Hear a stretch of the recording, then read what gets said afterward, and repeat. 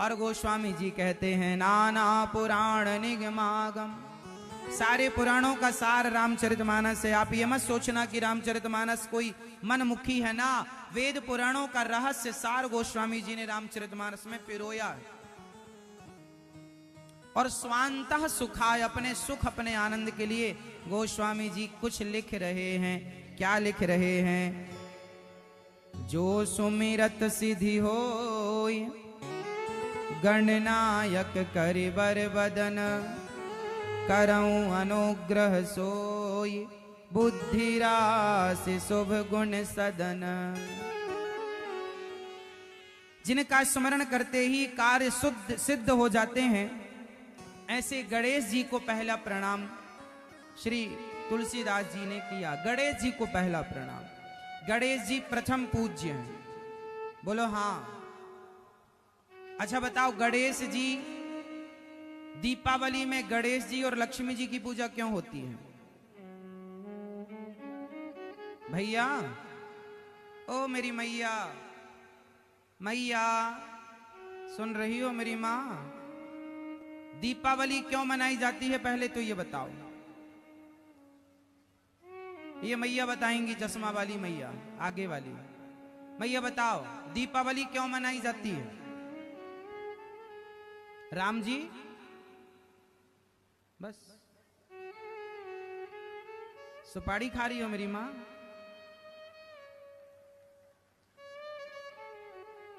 बताओ मैया, दीपावली क्यों मनाई जाती है? राम जी लौट के आए थे इसलिए। यदि राम जी लौट कर आए थे दीपावली के दिन तो राम जी की पूजा होनी चाहिए, फिर लक्ष्मी और गणेश जी की क्यों होती है? यदि दीपावली के दिन राम जी वनवास से लौट कर आए तो सीताराम की पूजा ना होना चाहिए, घर घर दीपक जलाए और राम सीता की पूजा हो, पर राम जी की पूजा नहीं होती। दीपावली में किसकी पूजा होती है? जोर से, जोर से, श्री गणेश जी और लक्ष्मी जी। अच्छा गणेश जी, अच्छा लक्ष्मी जी के पति तो नारायण है, तो लक्ष्मी नारायण की होनी चाहिए। गणेश जी का लक्ष्मी जी से क्या रिश्ता है? क्यों पूजा होती है? दीपावली का त्योहार क्यों मनाया जाता है? ये हमारे देश में 95% लोगों को नहीं पता। लोगों को यही पता है कि राम जी लौट कर आए थे, और राम जी लौट कर आए थे तो फिर राम जी की पूजा क्यों नहीं होती?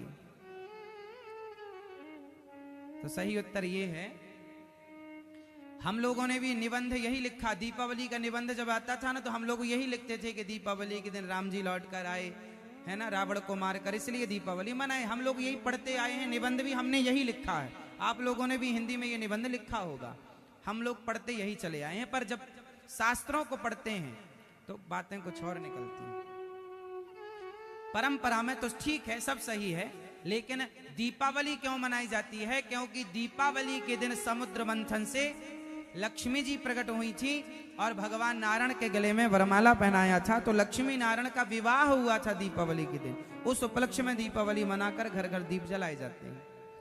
आज भी दक्षिण भारत में लक्ष्मी नारायण की ही पूजा होती है दीपावली में, लेकिन उत्तर भारत में लक्ष्मी और गणेश की पूजा होती है। अब लक्ष्मी गणेश की पूजा क्यों होती है वो मैं आपको रहस्य समझाता हूं।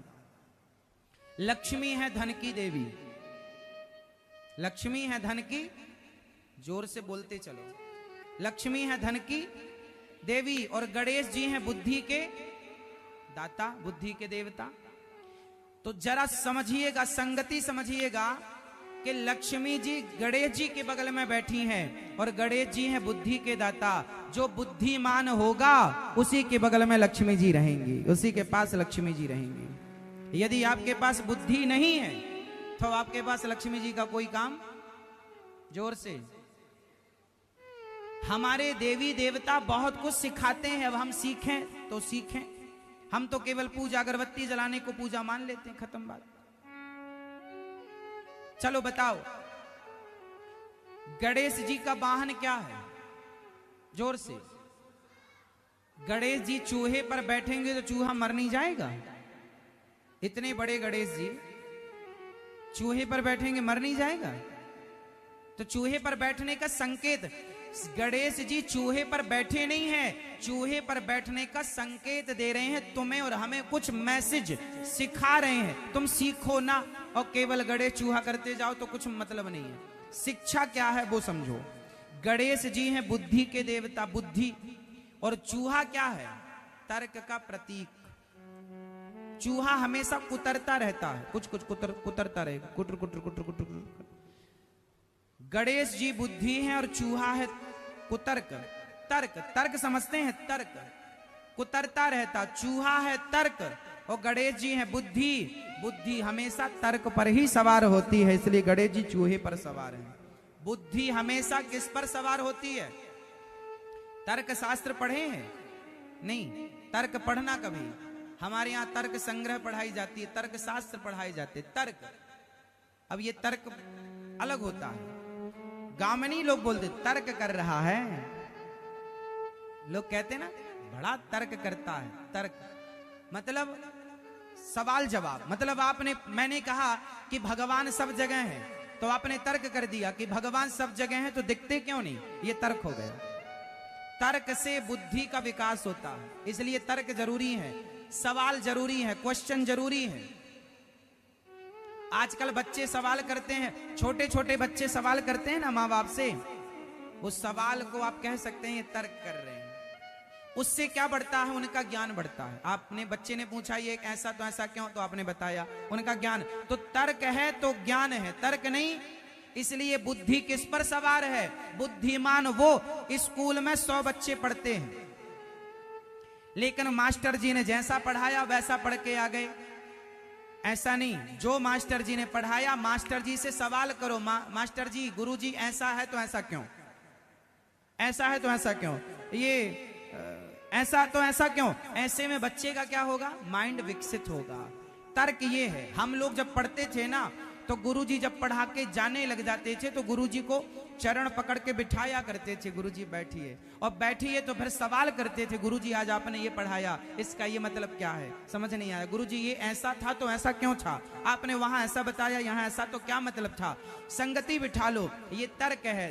बुद्धिमान वो बच्चा होता है जो मास्टर जी से ढेर सारे सवाल करे, इसलिए बच्चों को चाहिए कि वो अपने मास्टर जी से ढेर सारे सवाल करें, वो बुद्धिमान बनेगा। यदि नहीं पूछता तो पैटाप रहता, तब तो हो गया। तो बुद्धिमान कौन? जो तर्क करना जानता है। उस गणेश जी किस पर सवार है? तर्क पर। बुद्धि हमेशा तर्क पर सवार होती है। इसलिए हम प्रश्नोत्तरी करते हैं यूट्यूब पर।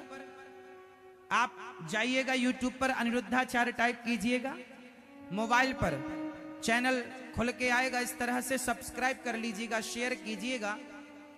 हम प्रश्नोत्तरी करते हैं, जो कथा में सुनाते हैं उससे संबंधित कोई सवाल आपके दिमाग में हो तो आप पूछिएगा।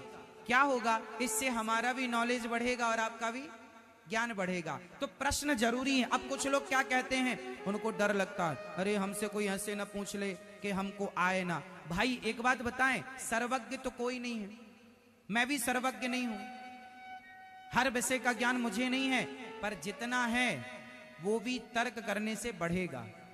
आप सवाल करेंगे तो ज्ञान और बढ़ेगा, ना कि डरना चाहिए। इसलिए हमें खुलकर, आपके बच्चे सवाल करते हैं आपको उत्तर देना चाहिए।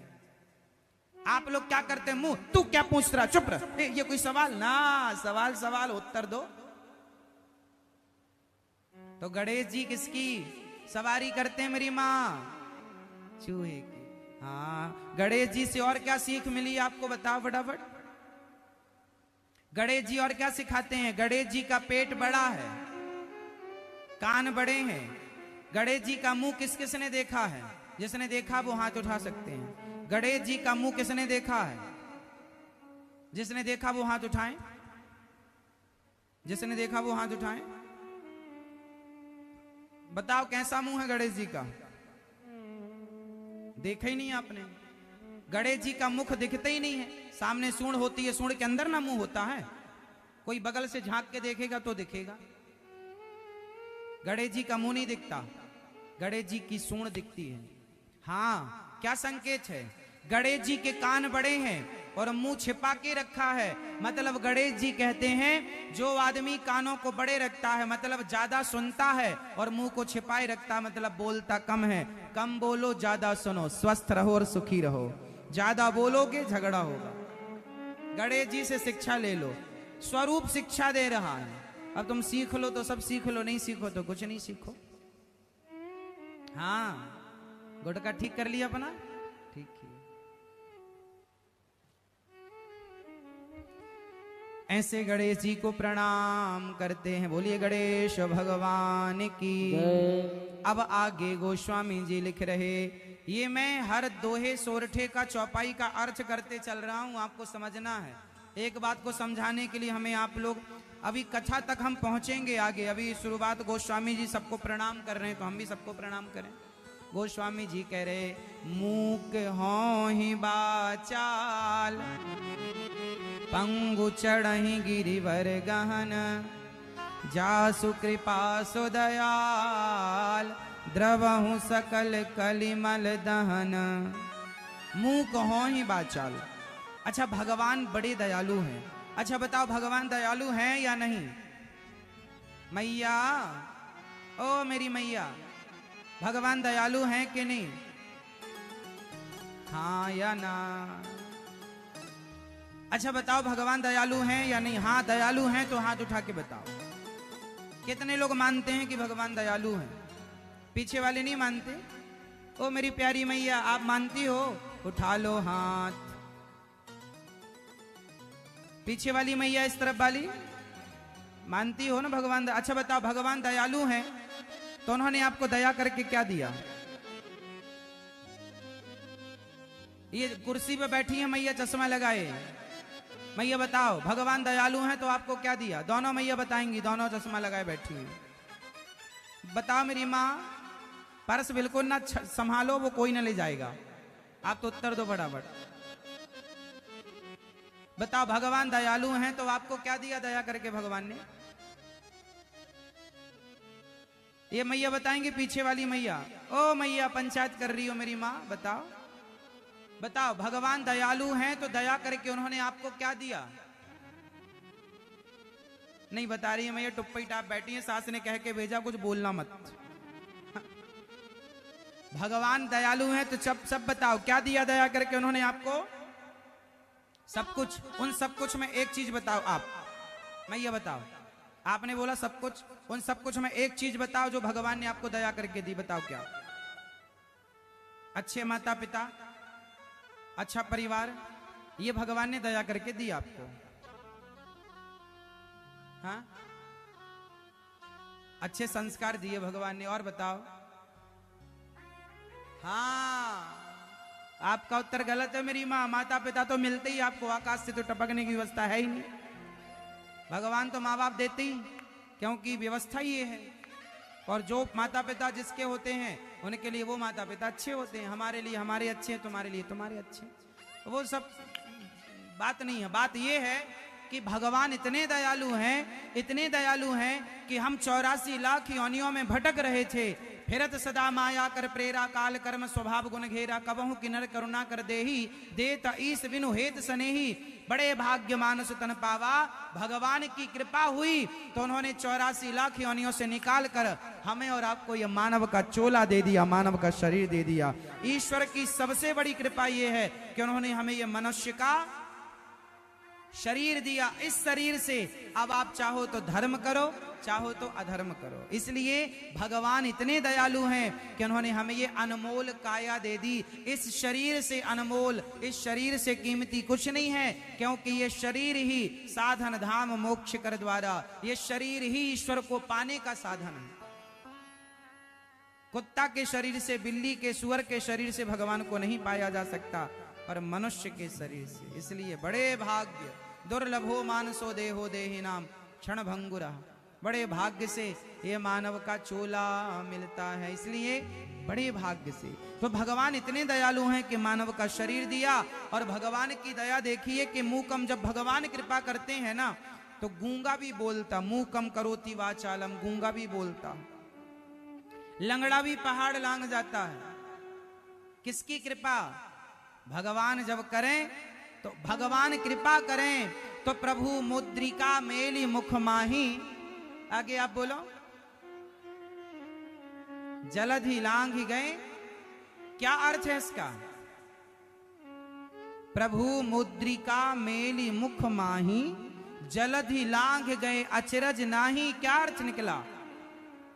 अर्थ निकला कि भगवान की मुद्रिका अंगूठी पर राम का नाम लिखा था। उस राम नाम को श्री हनुमान जी ने अपने मुख में रखा और उस राम नाम के बल पर समुद्र को छलांग लगा के पार कर लिया। इसमें कोई आश्चर्य नहीं। ये बल, ये पराक्रम हनुमान जी का नहीं, ये बल पराक्रम तो राम नाम का पराक्रम है। कि आश्चर्य ना करो कि एक सामान्य सा बंदर समुद्र को छलांग लगा के पार कर गया। ये किसका प्रताप था?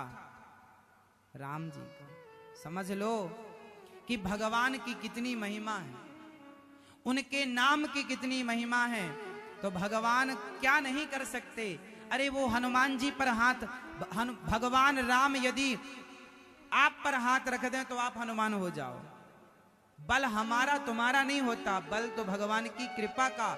जिस पर कृपा हो गई वो चीटी भी पहाड़ लांग जाए। मूकम करोति वाचालम, गूंगा भी पंचम स्वर से बोलने लग जाए, लंगड़ा भी पहाड़ लांग जाए। अरे भगवान चाहे तो क्या नहीं हो सकता। इसलिए भगवान के आश्रित रहा करो और भगवान ही हम सबके पालनहार हैं, ये भाव रखा करो। बंदाऊं गुरु पद पदों में परागा, सुरुचि सुवास सरस अनुरागा।